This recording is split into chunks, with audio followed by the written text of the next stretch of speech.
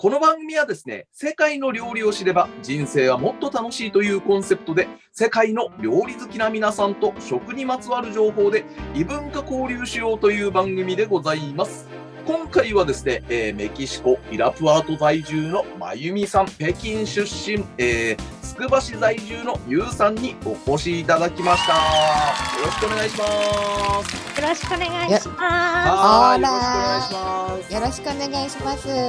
そしてですね、今日はですね、もう一人、まゆみさんのお友達でですね、実は以前ですね、メキシコ人の口に納豆は合うのかで登場していただいたセルヒオさんにも来てもらっております。よろしくお願いします。よろしくお願いします。よろしくお願いします。ビバメヒコ。今回のテーマはこちらです。一度は試したい世界のスパイス。ス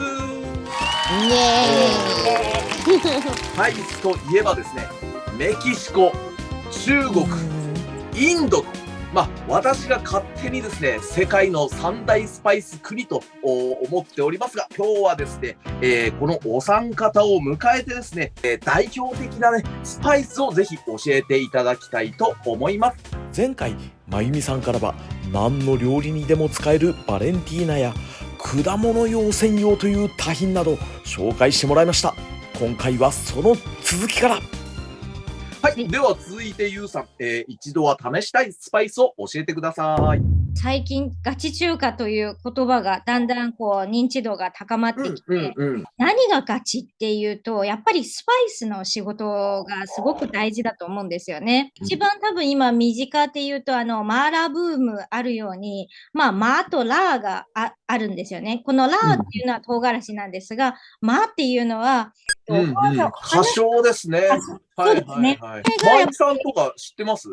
見たことがあるだけで使ってないですね、自分では。使ってないですよね。これがあると、本当にですね、口の中がね、微電流が流れるように、ピリピリピリピリってずっとね、口の中がしびれるんですよね。やっぱり一度この味に慣れてしまうと、本当にいろんなところでホワジャオを使いたくなるんですよね。日本ではめちゃくちゃマーラーブームが起きていて、もうお料理だけじゃなくていろんな製品が今市場に出回っていますね。花椒が入ってるカップヌードルも当然出てくるし。わかります。ここ見たことあります。ここで見たことあります。まだで感じでわからないですけど、見たら見たことあります。はい。柿の種もマーラー味ですよ。すごい。そう。柿ピーもともと辛いけどね。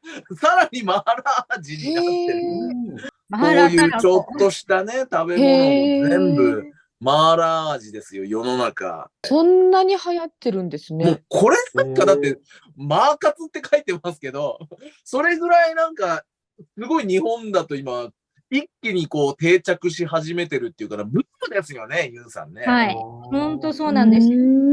だって10年前まではこんな感じ全くなかったですよ。ないですよ。ここ数年じゃないですか、本当に。ここ数年ですね。コンビニの肉まんあるじゃないですか。マーラーバージョン出た時、私でもびっくりして、だって、売ってるぐらいですから、セブンの。もう食べてみたら、かなり本格的な味で。私が帰った時、一時帰国の時にその味の肉まんはなかったな。美味しそう。ナゲットとかもね、コンビニのおにぎりでも、マーラー味の味付けのおにぎり。おにぎりで？そう、今、ローソンだとね、重慶飯店っていう、なんか、お店かな？お店かなんかの名前で出してる。そう。もう、なるほど。中華を代表する、スパイスは、3つあると。1つ目は、ホワジャオですね。ホワジャオ。で、残りの2つは、実はこの袋の中に全部入ってます。これ、わかりますかね？八角ですね。そうです。八角ですね。これはですね、もう、お肉の煮込み料理だとか、炒め物とかには欠かせないもの。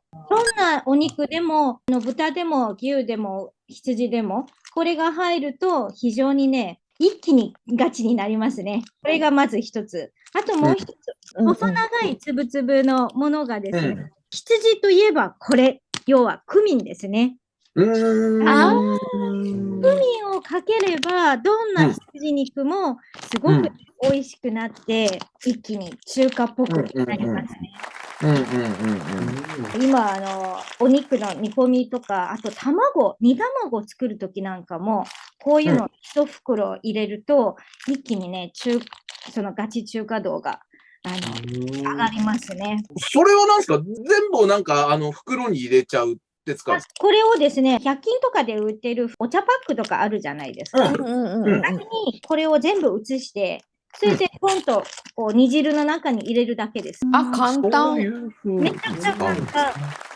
はいはい。ゆうさん、八角ですけど、僕なんか多分、麻婆豆腐とかで食べてるんだけど、複雑すぎて、これが八角の味だってちょっとわかんないんだけど、ゆうさんの中で八角を使ったおすすめの料理とかって何かあるんですか？一番代表的なのは中国バージョンの角煮、要は紅燒肉といって、紅焼き肉と書きますね。紅燒肉と言います。有名なのはね、昔毛沢東の、大好物として非常にね、これです、これです。美味しそう。豚の皮がね、やっぱり美味しいので、これにはね、がっつり八角を入れることで、その独特な甘みがね、出るんですよ。これがすごいこう強く主張する一品ですね。台湾のルーローハンも同じ感覚で、ルーローハンの香りが、八角の香りなんですよ。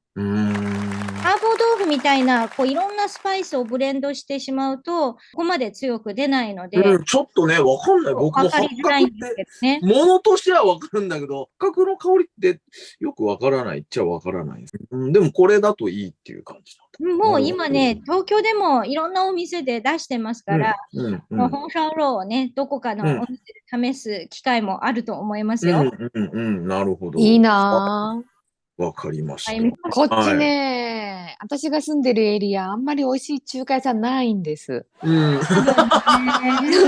んですか。残念ながらない。中華レストランっていうのはあったとしても、これ中華って呼んでいいのかなとか、なんかそんなところが多い。チャイナタウンはないんですか？あっても、うちの地域にはない。結構大都市行かないとチャイナタウンってないですね。あるような感じじゃないんですね。じゃないですね。やっぱりね、中華って俺世界中どこにでもあるのかなっていうイメージでいたから。そう、あるんですよ。あるんですけど、皆さんが思ってるような中華がもうそこら中にあるわけじゃなくて、メキシコの方でこれがなんとなく中華かなって思ってる人たちが作ってる料理も多いっていうことです。ちゃんとした中華レストランもあるんですよ。あるんですけど、遠い。ちょっとセルヒオさんからすると、そんな馴染みがないなっていう感じなんですね、じゃあ。そっか。俺たちはもうスパイスとタコスでいいよっていう感じなんです。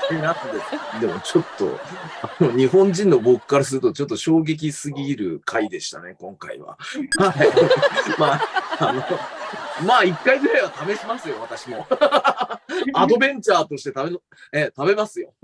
そうですよ。せっかくこの間の企画で持って帰ったんだから、これを。そう。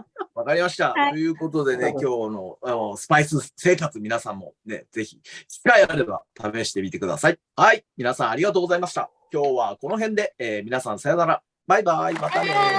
バイバイ。バイバイ。